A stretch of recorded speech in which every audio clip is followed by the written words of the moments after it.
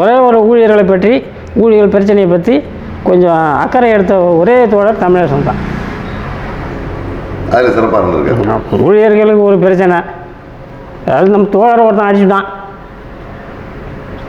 அவர் காதுக்கு போனால் அவரே எப்போ வந்து அடிக்கிறாரு தெரியாத அடிச்சு போட்டு விட்டாரு. தனியாக அது தகவல் தான் கேட்பாரு நம்மளை, திரும்பவும் தகவல் தான் வரும், அந்த ஆளை எவனோ அடிச்சு போட்டானு. அப்படி ஒரு ஊழியர்கள் மேலே காசு, உடம்பு சரியில்லை, சட்டை இல்லை, துணி இல்லை, இதெல்லாம் நீங்கள் பேசும்போதே ஒன்றுமே இல்லை, சட்டையை கிழிஞ்சு கிடக்கணும்னா அடுத்த தடவை வரும்போது சட்டை வரும் உங்களுக்கு. அது எங்கே வாங்குறாரோ கலெக்ஷன் பண்ணுறாரோ அதேமாரி அவர் ஒரு உண்மையான காம்ரேட். இதெல்லாம் இப்போ இருக்கிறதெல்லாம் சும்மா கொஞ்சம் கொஞ்சம் அப்படி இப்படி போவாங்களா ஒழிஞ்சு கட்சி தோழர்கள் மேலே அக்கறை. அதனால தான் அம்மா பேர் அவரை நம்பி போனாங்க, செத்தாங்க. எந்த தலைவரை நம்பி போனான்? பின்னால் யாரும் போகல. யாருங்க சாக துணிஞ்சவன் எவனாவது இருந்தாங்க?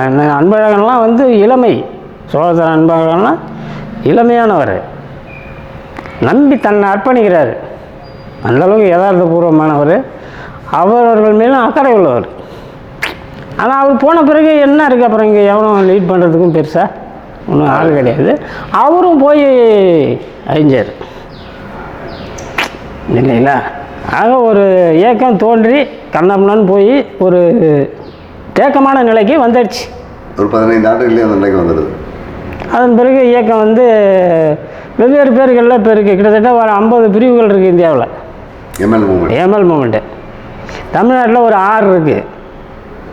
சிபிஐ சிபிஎம் இல்லாமல் இந்த 6க்குள்ளே கூட ஒரு ரிலேஷன் கிடையாது, ஒருங்கிணைப்பு கிடையாது. ஆல் இண்டியா அளவில் கூட ஒரு ஒருங்கிணைப்பு கிடையாது. அவன் தான் நினச்சது தான் கட்சின்னு சொல்லி அவங்க நம்பி 10 பேர் 10 இயக்கம் இப்படி போயிட்டுருக்கு. அதனால் நம்ம என்னென்னா ஒரு லெனின் சொன்னது மாரி தான், புரட்சிகரமான கட்சி இல்லைன்னா புரட்சி இல்லைங்கிறது தான்.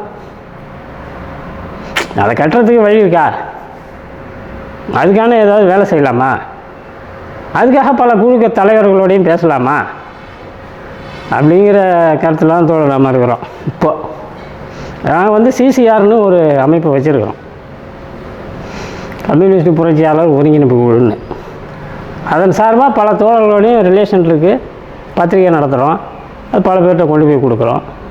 இப்படி இந்த வேலைகள்லாம் அடிப்படையாக கம்யூனிஸ்ட் கட்சியை கட்டுறது, அதுக்கான வேலைகளை முடிஞ்ச அளவு செய்கிறது, அப்படி தான் இப்போதைக்கு போயிட்டுருக்கு. அப்புறம் கியூ பிரான்ச்சு கூட இடையில் வந்தாங்க. ஒன்றும் நீங்களாம் வந்து ஒரு பொதுக்கூட்டம் அது இது போராட்டம் நடத்தவே இல்லை. இல்லை சார், நாங்கள் வந்து இப்படி கருத்து ரீதியாக பல பேர்கிட்ட பேசிகிட்டு இருக்கோம். ஓ, ஐடியாலஜிக்கல் ஃபார்ம் பண்ணுறீங்களான்னாரு ஒருத்தர். கரெக்டாக சொன்னீங்க, அதுதான் செய்கிறோம் நாங்கள். ஐடியாலஜிக்கலில் வந்து மாற்றம் வராத வரை சமூகத்தில் மாற்றம் வராது, சாத்தியம் குறைவு. அது ஒரு பெரியார் சொன்னதுமே ஒரு 100 பேருக்குனாச்சும் அது வேணும், தன்னை அர்ப்பணிக்கணும் 100 பேரும். இந்த ஒரு மாதத்தில் இதை தூக்கி குப்பரை போட்டுருந்தான்னு நினச்சா நடக்கலாம். அந்த அர்ப்பணிப்பே வரலைங்கும் போது என்னது? அது புரிதல் மட்டமும் குறைவாக இருக்குது, அர்ப்பணிப்பும் இல்லை. இப்போ சொல்ல போனால் அர்ப்பணிப்பே கிடையாது. இப்போ நான்லாம் ஒரு 10 ஆண்டு காலம் முழு நேரமாக இருந்தவன், தலைமையாக இருந்தவன்.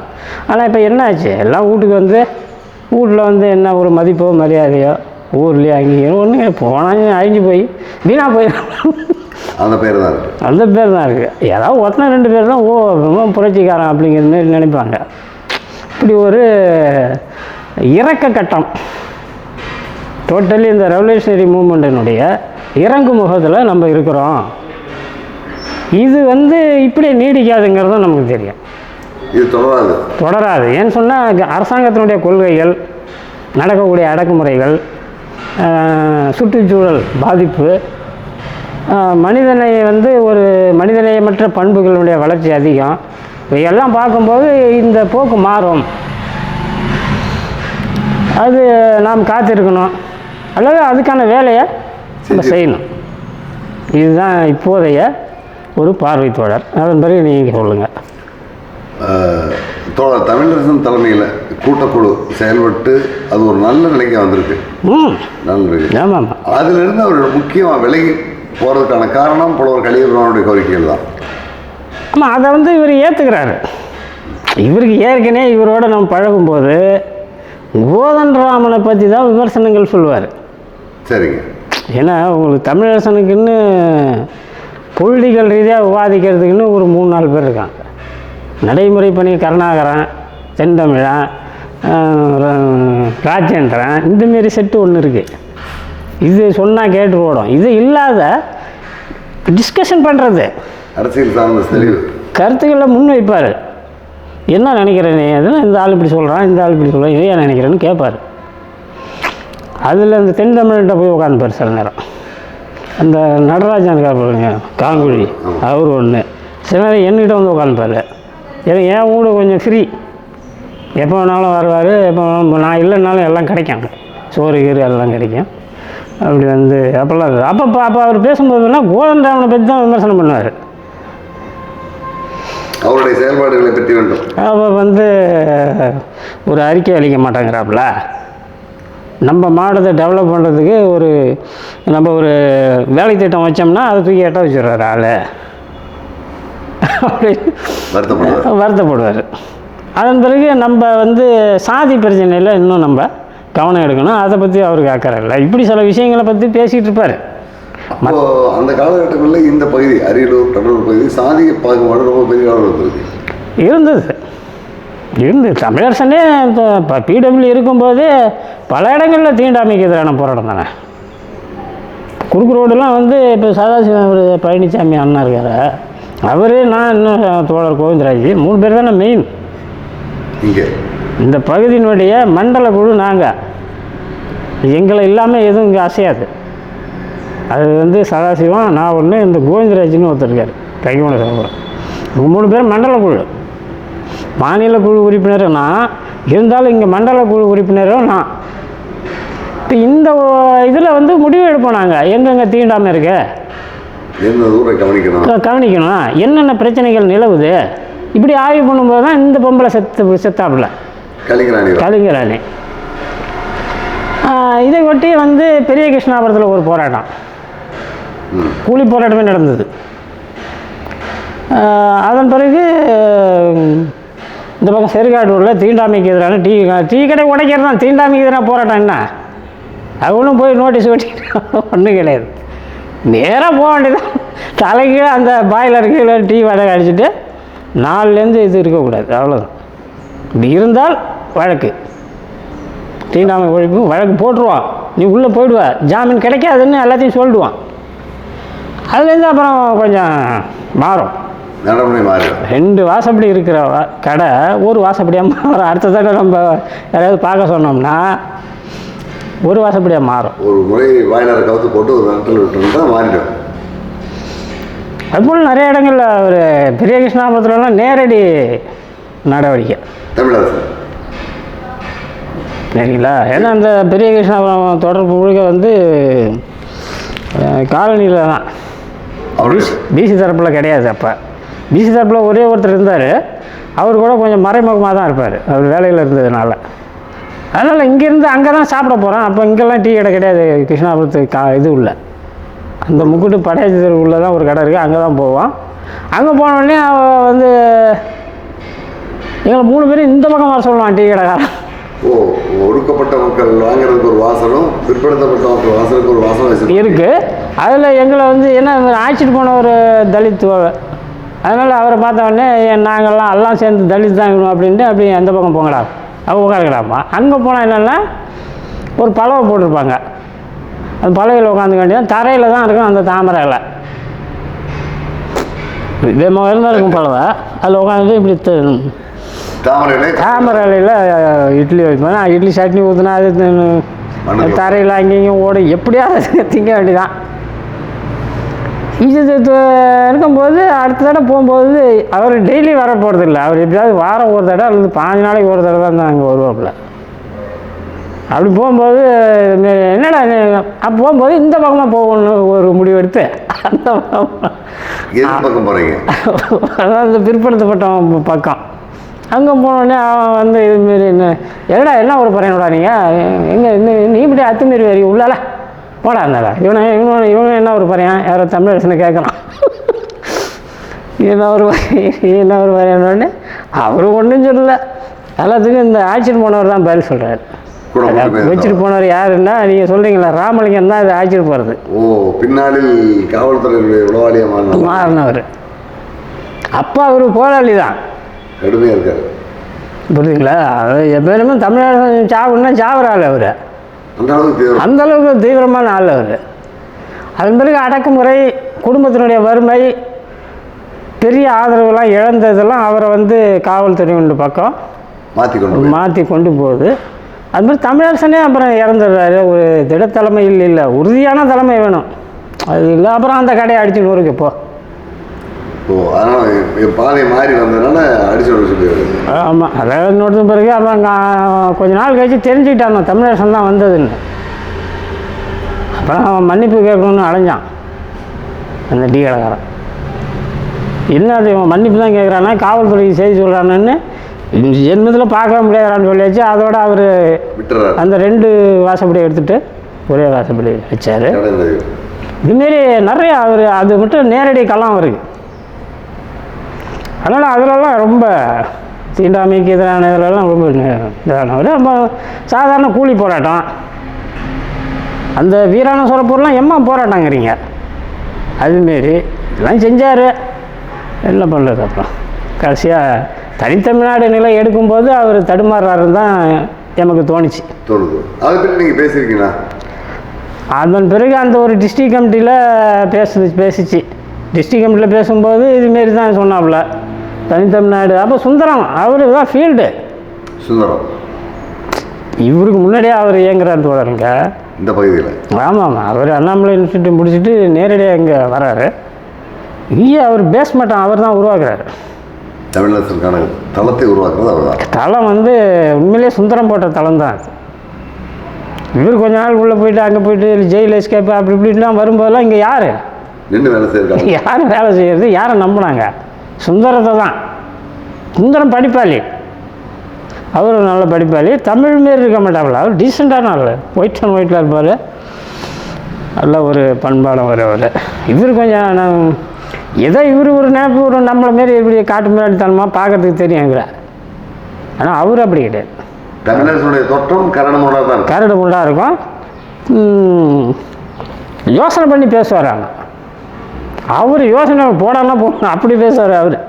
சுந்தரம் நல்லா அர்த்தம் கட்டி பேசுகிறாரு. இவர் கொஞ்சம் அப்படியே மென்மையாக பேசி அதை எப்படி புரிய வைக்கலான்னு இவர் யோசனை பண்ணிக்கிட்டே இருப்பார். இவ்வளவு கடினமான கருத்துக்களாக இருந்தாலும் எளிதில் புரிய வைக்கிறதுல வல்ல வருவாங்க. எப்போ வந்து எப்போ ஏர் ஓட்டிகிட்டு இருக்கோம் கொல்லையில், இவர் தேடிட்டு இங்கே இல்லைன்னு அங்கே கொல்லைக்கு வர்றாரு. உங்கள் கொல்லைக்கு எங்கள் அப்பா ஏர் ஓட்டுறாரு, நான் பின்னாடி அந்த இதுலேயே கள்ளசாருக்கு போட்டுக்கிட்டே போகணும். இவர் உடனே என்னடா பண்ணுறது உடம்புலன்ட்டு அப்புறம் நீ போடு நான் பின்னாடியே வரேன்னு சொன்னார். அதுமாரி ஒரு 4-5 ரவுண்டு இவர் பின்னாடியே வந்ததை பார்த்துட்டு எப்போ ஏறு வேணாம் மதுரை வேணாம் நாளைக்கு போடான்ட்டு போட்டே விட்டார். ஏன்னா அப்போ அந்த கட்டத்தில் இவரை பற்றி எப்பாவுக்கு தெரியும். தமிழரசு யார் என்ன செயல்பாடுங்கிறது அவருக்கு தெரியும். அதுக்கு முன்னாடி ஒரு 2-3 வருஷம் தெரியாது. எவனோ இவன் ஒரு லவ பையன், அந்த ஆள் இப்படி இருக்கான், இவனுக்கு என்ன கூட்டணி ஒன்றுமே புரியல அப்படின்ட்டு தான் கோயிப்பிட்டு கிடப்பார். கொஞ்ச நாளைக்கு பிறகு அப்பா ஜாம்பவான் நம்ம வீட்டுக்கு வராதே பெரிய விஷயம், நான் இல்லைனாலும் எப்போ கூப்பிட்டாந்து டீ வாங்கிக்கலாம் கொடுமா, எல்லா ஹெல்ப்பும் பண்ணுவாப்புல எங்கள் அப்பா. அந்தளவுக்கு தோழர் மேலே மரியாதை வந்தது. தமிழரசன்னா அது ஒரு இதுங்க, ஏப்பா அது ஒரு எதையும் சந்திக்க நமக்கு ஒரு இது வேணும், வரும் தைரியம் வந்துடும். ஆமாம், அப்புறம் இப்போ என்ன வந்தாலே அது ஒரு பெரிய இது தானே, பார்த்தாலே பேசினாலே. அதுமாரி உழவு சொல்கிற ஆளுகளை பற்றி ஒரு கணிப்பு இருந்துக்கிட்டே இருக்கும். சரிங்க. எல்லா ஊர்கள்லையுமே இப்போ சோழதரம் போகிறாருன்னா அங்கே காவல்துறை என்ன பண்ணணும்னா அங்கே எவனையோ ஒருத்தனை பிடிச்சி வச்சுருக்கோம், யாரோ ஒருத்தர் உணவாளியை மாற்றி வச்சுருப்பாங்க. எங்கள் ஊரில் தான் யாரும் ஒத்துக்க மாட்டான்ட்டாங்க. காவல்துறை பல பேரை பிடிச்சி ஏதாவது பாருன்னா ஐயோ முடிஞ்சிச்சு என்ன கொண்டுவாங்கன்னு எவனுமே இது கிடையாது. ஆனால் சோழதரத்தில் அப்படி ஒருத்தர் இருந்தார். அவர் இதுமாரி வந்தால் போனால் ஆள் கண்டுபிடிக்குது, காவல்துறை இப்படிலாம் இருந்துட்டு இருந்தார். அவர் இன்னார் தான் தெரிஞ்ச பிறகு ஒரு நாள் ராத்திரி அவரை போய் சக்கையை அடித்து போட்டு வந்தாங்க. யார் தகவல் சொன்னாங்க? ஆமாம், அதோட அந்த ஆளும் எதையும் சொல்கிறதில்ல. இப்படி உளவு பிரிவு பார்வையும் அப்பயே கண்காணிக்கிறதும் உண்டு. ஆனால் இப்போ உதாரணமாக இப்போ சேத்தியத்தோப்பில் ஒரு கூட்டம் நடத்துகிறோம். சரிங்க. அந்த ராமலிங்கன்னு ஒருத்தர், இப்போ அவர் விஓ ரிட்டையர்ட் ஆகி போயிட்டார், அவர் தான் அங்கே பொறுப்பாளர். ராமலிங்கம், கனக சபை, அந்த ஒரு மோகன்தாஸ், ரெக்கனம் கணேசன், இப்படி ஒரு 10 பேர் அங்கே பெரிய பெரிய பெரிய விவசாயி அவங்கெல்லாம். அண்ணனுடைய கிடையாது, ஓரளவு வசதியானவங்க எல்லாம் சேர்ந்து இந்த தமிழீழ விடுதலை ஆதரித்து ஒரு கூட்டம் நடத்துகிறோம். அந்த போலீஸ் ஸ்டேஷன் சந்துலேருந்து கொஞ்சம் தூரத்தில் தள்ளி நடத்துகிறோம். அந்த பொதுக்கூட்டம் நடத்தும் போது எல்லோரும் பேசுகிறாங்க, போனாங்க வந்தாங்க. ராஜேந்திரன் தான் பேசுகிறாரு, பொன்பரப்பு ராஜேந்திரன். அவர் தான் மாவட்ட செயலர், எங்கள் ஊர் மாவட்ட செயலர், அரியலூர் இது திருச்சிக்கு. அந்த பக்கம் தமிழ்ச்செல்வன் கன்னடம், அவர் இதெல்லாம் பேசி முடித்த பிறகு எல்லாம் பேசி டீ குடிக்க வந்தோம் இல்லையா. அப்போ டீ குடிக்கும் பார்த்தா ஒரு டீ கடையில் டீ குடிச்சு நிற்கிறாரு தமிழர். அப்பா நீ என்னடா அது பெரிய சிக்கலாக இருக்குன்ட்டு அவர் ஒன்றுமே சொல்ல, டீ குடிச்சுட்டு சிரிச்சுட்டு நிற்கிறாரு மௌன சிரிப்பு. நாங்களும் யாரும் கண்டுக்கல. அப்போ ஒரே ஒரு இன்ஸ்ட்ரக்ஷன் மட்டும் இது பண்ணியாச்சு, ஒரு 2-3 பேர்கிட்ட மட்டும் தமிழ் இருக்கார், கொஞ்சம் ஜாக்கிரதையாக தான் இருக்கணும் அப்படின்ட்டு. அப்புறம் ஒரு 2-3 பேரை அனுப்பி கடத்தவரில் ஒரு பார்வை கியூ பிரான்ச்சு அவங்க எல்லாம் இருக்காங்க. அப்புறம் நாங்கள் உஷாராகிறோம். மீட்டிங் முடிஞ்சு பார்த்தா ஆளை காணும், அவ்வளோதான். எப்படி போனான்னு தெரியாது. அடுத்த ஒரு 3 நாள் கழித்து திரும்ப செஞ்சதை போல் பார்க்குறோம் வேறு இடத்துல. அதுமாரி சில சம்பவங்கள் உண்டு. சில நேரம் காவல்துறை ஜீப்பு ஏற்ற மாதிரி போகும், இவர் சைக்கிள் போகணும். அவனுக்கு இவர் யார் என்னென்னு அவருக்கு தெரியாது. அவருக்கு தெரியும் காவல்துறை ஏதோ போகுதுன்னு. அதுக்காக இவர் அச்சப்பட மாட்டார். நமக்கு சிக்கல் வந்துடும், பயம் அப்படிங்கிறலாம் இல்லை. இப்போ ஒரு சம்பவம் சொல்கிறாரு அவரை, இவர் நம்ம இவர் தான் தருமபுரிக்காரர், தமிழ்வானல்ல இன்னொருத்தர், அந்த இந்த பாம் பிளாஸ்ட்டு முனிராஜ் இல்லை, இன்னொருத்தர் வயசானவர் ராதாகிருஷ்ணன் திருப்பத்தூர், பேர் மறந்தாச்சு. இது போட்டார் ஜீப்பில் சிவலிங்கம். அவரெல்லாம் காவல்துறையை கண்டு பயந்துட்டு போய் மாட்டிக்கிட்டு நிற்கிறாள்.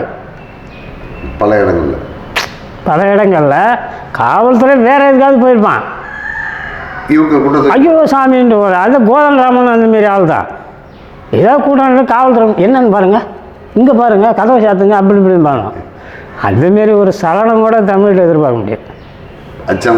அதுதான் அந்த அச்சம்னா, அதான் அச்சம் தவிரன்னு சொல்கிறான் பாரு, அது அந்த ஆள் தான்.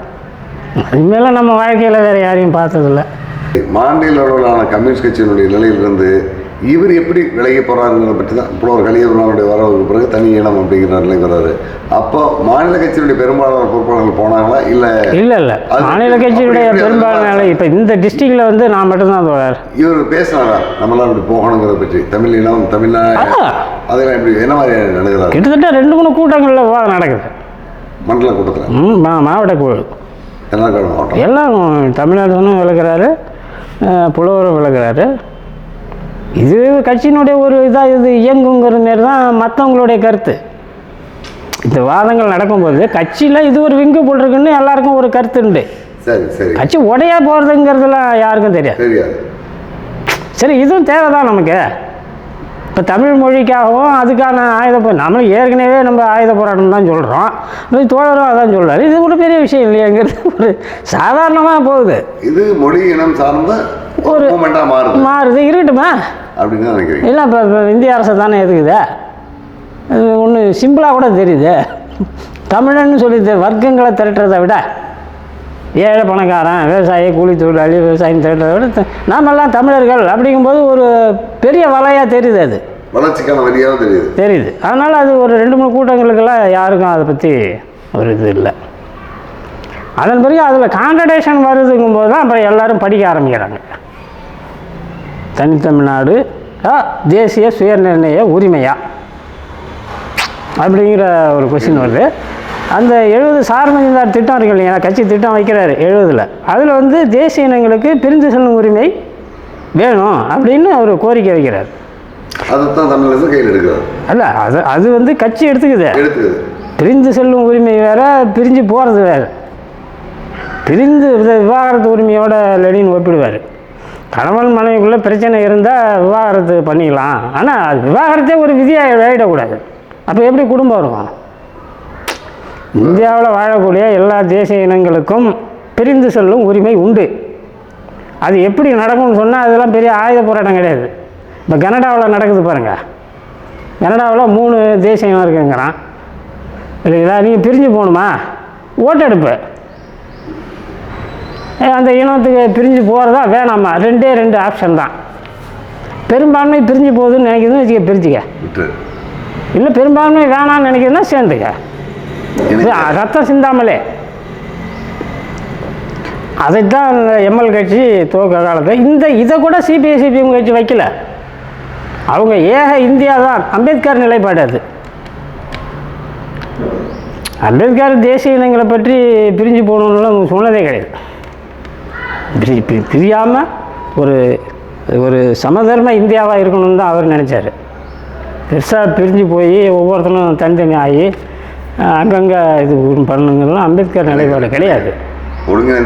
ஆமாம், நம்ம நாடு பலமாக இருக்கணும், அப்போ தான் நம்ம மற்றவனை வெல்ல முடியும். அப்படி ஒரு பார்வை. நம்ம எந்த அளவுக்கு பலமாக இருக்குமோ அந்த அளவுக்கு மற்றவனை வெல்லலாம் அப்படிங்கிறது. அந்த பார்வையை தான் சிபிஐ எம்எல் கட்சியும் வச்சுது. சிபிஎம் இதை கூட சொல்ல தயாராக இல்லை. எம்எல் சொன்ன விஷயத்தை கூட இவங்க எடுத்து. ஆமாம், எம்எல் தான் இதை சொல்லிச்சு. எல்லா இனங்களுக்கும் சுயநிலை உரிமை, பிரிந்து செல்லும் உரிமை உண்டு.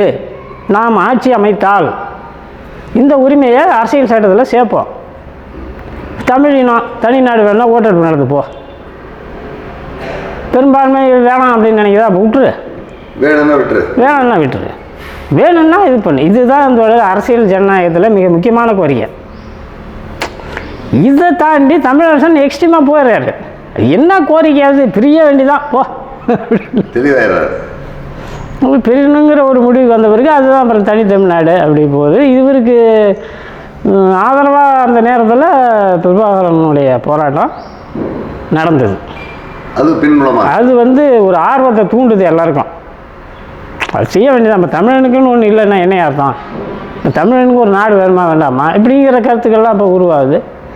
இதை எல்லாத்தையுமே இந்த தலைமை கோதண்டராமன் விவாதிச்சிருக்கலாம். கொஞ்சம் பொறுமை எடுத்து காலம் எடுத்து விவாதிச்சிருந்தால் இந்த பேரழிவு நடந்திருக்காது. ஏன்னாங்க அது ஒரு டேர்னிங் பாயிண்ட்டு. ஒரு பிடபிள்யூலேருந்து தமிழரசன் வர்றது ஒரு டேர்னிங் பாயிண்ட். அது ஏதோ வெறும் தமிழரசன் விஷயம் அல்ல. மக்கள் உணர்வு இருக்குது. ஒரு பெரிய பேஸு. உங்களுக்கு 3 மாவட்ட கட்சி அதை நினைக்கிது. அப்படிங்கும்போது அதை இது போல் ஆனால் கோதண்டராமன் பின்னாடி ஒரு அறிக்கையில் சுயமாக நம்ம பார்க்குறாரு. ஒரு அறிக்கை வந்தது. அதில் இது போல் அவர் விஷயத்தை நம்ம சுற்று கூட்டு விவாதித்து முடிவெடுக்காமல் போனது பெரிய தப்பு தான். அதனால் நம்ம பல பேர் இழந்துட்டோன்னு பின்னாடி வருது. இருந்தாலும் அதெல்லாம் முடிஞ்ச பிறகு என்னத்தை பிறகு சுயமசனம் பண்ண என்ன இப்படி போய் அது முடிஞ்சுது. அதை ஒட்டி இங்கே அரியலூர், இது திருச்சி, தஞ்சாவூர், தேனார்காடு 3 டிஸ்ட்ரிக்ட் தோழர்கள் பாதி பேர் தமிழரசனோட போயிட்டாங்க. சுந்தரன் இப்படியும் பாதி அப்படியும் பாதி இருந்தார். வரல. அதனால் அவர் என்ன பண்ணாருன்னா, அவர் டப்புன்னு இந்த விஷயம் வந்த உடனே அவர் எஸ்கேப் ஆகிட்டார். நேராக பெங்களூர் பக்கம் போயிடுறாரு அவர். இவங்க அதன் பிறகு இவங்க செஞ்சது தான் எல்லா இந்தமாரி வேலைகள் எல்லாம். அப்புறம் இந்த பணம் பறிமுதல் நடவடிக்கை இதில் இறங்கினார் இவர். இதிலெல்லாம் பெருசாக மக்களுக்கு பெருசாக உடன்பாடு கிடையாது. யார் தான் சொன்னாலும் துப்பாக்கி வாங்க தான் பணம் எடுக்கிறான்னா யார் ஒத்துப்பா? இல்லையா? அதனால் அதிருப்தி அதிகமாகிடுச்சு. அவரே ஒரு இதாக தெரில. அவர் நம்மளோட பழகும்போது இருந்த அந்த எளிமையும் அந்த ஆர்வமும் அதன் பிறகு அவருக்கு இல்லை. 84 காலகட்டத்தில் வரும்போது மாறிடுறார். இடையில நம்ம 2 இடத்த நான் சந்திக்கிறேன் அவரை. இவர் இந்த நிலை எடுத்த உடனே நேரடியாக பிடபிள்யூ ஆளுக்கு என்னிடம் வராங்க. பேசுவோம்.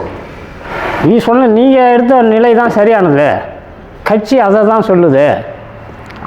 அவங்க உங்களை நீக்கியிருக்கலாம், நாங்கள் அவங்களே நீக்கிட்டோம். அப்படி பிடபிள்யூ கோதண்டராமன் தலைமையிலான டீமை நீக்கிறாங்க. அதன் பிறகு தமிழ்வாணம் வர்றாரு.